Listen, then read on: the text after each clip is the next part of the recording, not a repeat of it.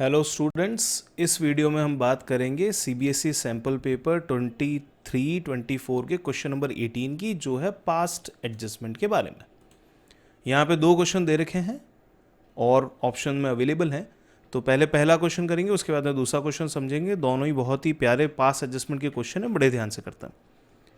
देखिए, you are required to pass a single journal entry. एक single journal entry बनानी है in the beginning of the next year to rectify the above omission. ठीक है।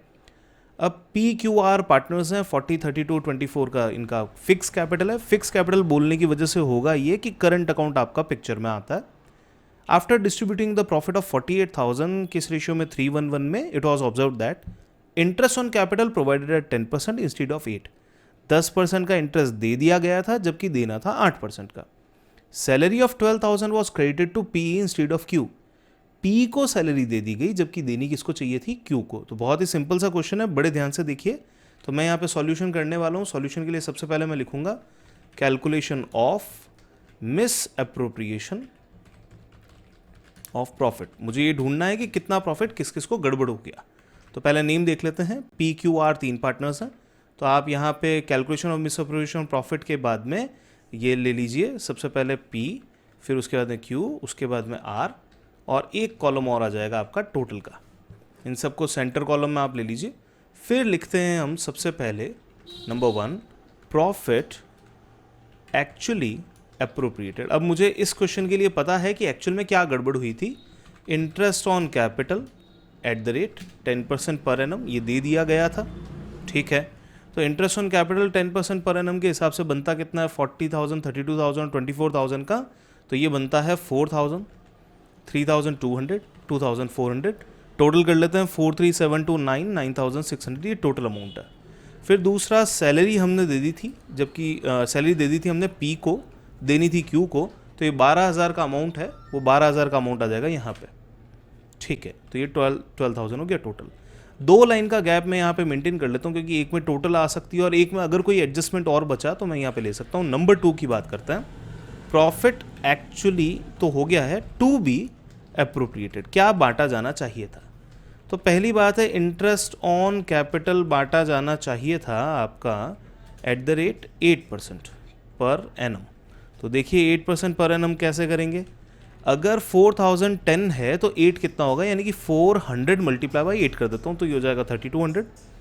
320 का 8 से मल्टीप्लाई करते हैं, 8 3 ज़ा 24, 8 2 ज़ा 16, 2520। और तीसरा अमाउंट आ जाएगा 240 का 8 से मल्टीप्लिकेशन है, 8 2 ज़ा 16, 8 4 ज़ा 32, तो 16 प्लस 3 इज़ 19, 20। इन सब की टोटल अगर अपन कर लेते हैं, अच्छा ये अमाउंट हो गया है आपका 8 से मल्टीप्लाई, तो ये हो जाएगा 2560।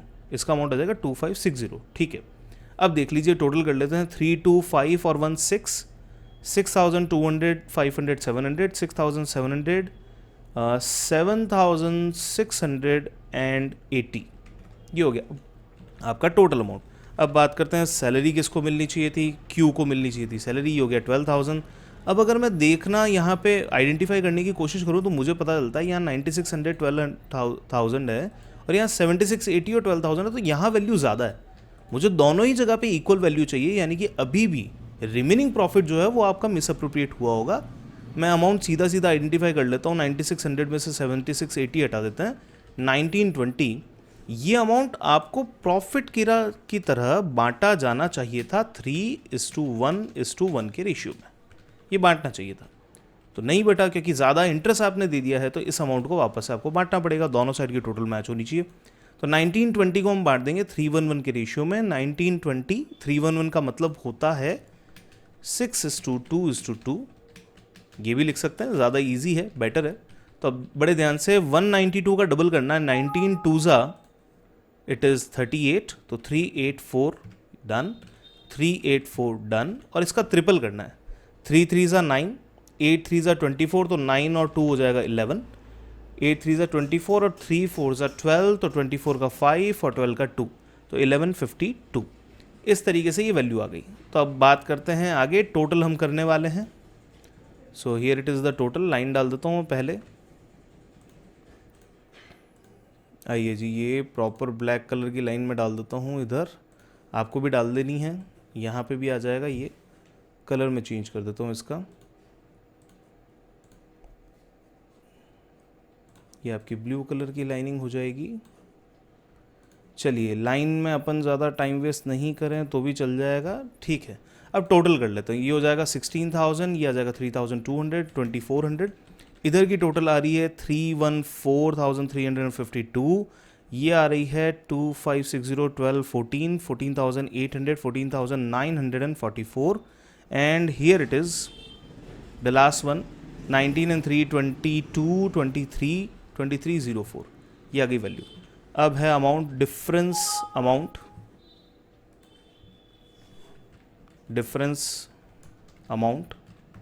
ये हम ले लेते हैं difference amount. Here it is 16,000 में से 4,352 हटाना है, तो 16 - 4 is 12, तो 11,648। Here the answer is 14,944 - 3 is 11,744, 11,744, and here the last is 96। अब देखते हैं किसको ज़्यादा है किसको कम है।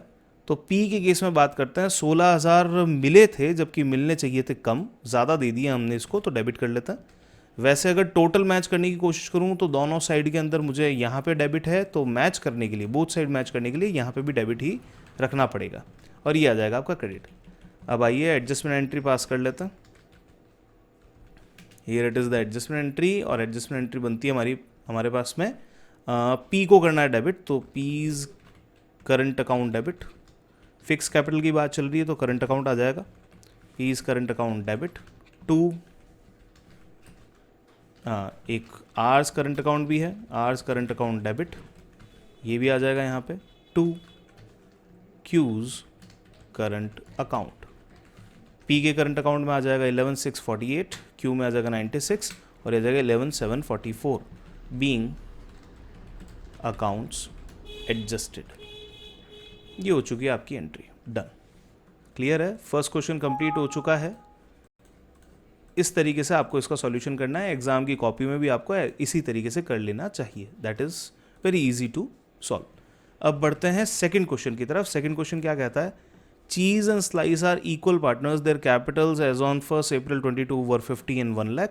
After the accounts final year ये पता चला कि इंटरेस्ट ऑन कैपिटल 6% और सैलरी देना भूल गए, has not been credited to partners capital account. Fine, you are required to give necessary rectifying entries using P&L adjustment account। P&L adjustment account में होता ये कि जो जो देना है उसकी एंट्री बना दो और रिवर्स P&L adjustment account को क्लोज कर दो। इक्वल पार्टनर्स हैं, देखते हैं क्या बनेगी एंट्री। तो क्या क्या हुआ, after the close of the financial year ending 31 March have been prepared it is observe that interest on capital at the rate 6% per annum and salary as provided in partnership deed has not been credited. चलिए आइए, interest कितना देना था, 50,000 का 6% 3,000, 1 लाख का 6% 6,000, ये amount इनको देने थे चीज़ और स्लाइस को। तो आइए अपन एंट्री बना लेते हैं, एडजस्टमेंट एंट्री करनी है, और ये जो एडजस्टमेंट एंट्रीज हो रही है वो P&L एडजस्टमेंट अकाउंट के थ्रू हो रही है। तो बड़े ध्यान से देखिएगा, हमें पार्टनर्स को इंटरेस्ट देना है, तो to Cheese capital, to Slice ही नाम है, क्या नाम है इसका, ठीक है। तो यहाँ आ जाएगा टू स्लाइस कैपिटल, ये आ गया दोनों नाम, और यहाँ आ जाएगा profit and loss adjustment account,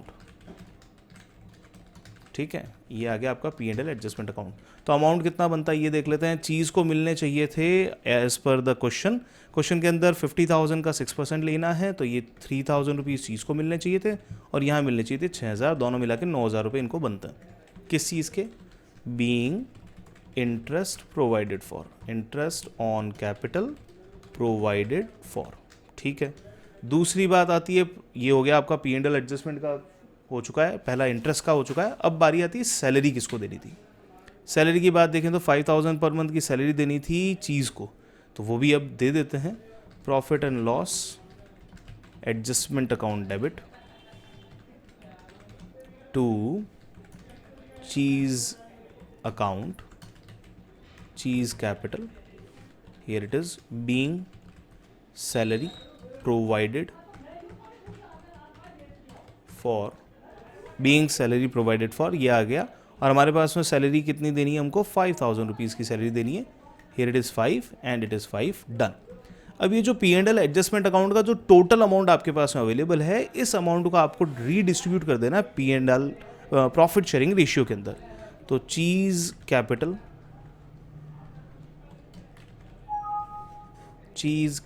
debit,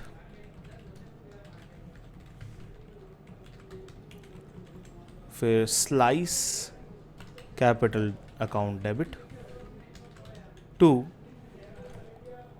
profit and loss adjustment account. Total amount अगर देखा जाए P&L एडजस्टमेंट अकाउंट का तो 14,000 है, और इसको आपको बांट लेना इक्वल रेशियो में 7 ये और 7 ये, बीइंग बैलेंस इन P&L एडजस्टमेंट अकाउंट ट्रांसफर्ड, या सेटल लिख सकते हैं, दोनों चीज़ें लिख सकते हैं। इस तरीके से आपके ये दोनों क्वेश्चंस जो हैं वो सॉल्व किए जाएंगे। Thank you so much. Next video में आपके नेक्स्ट क्वेश्चंस भी हम सॉल्व करते रहेंगे।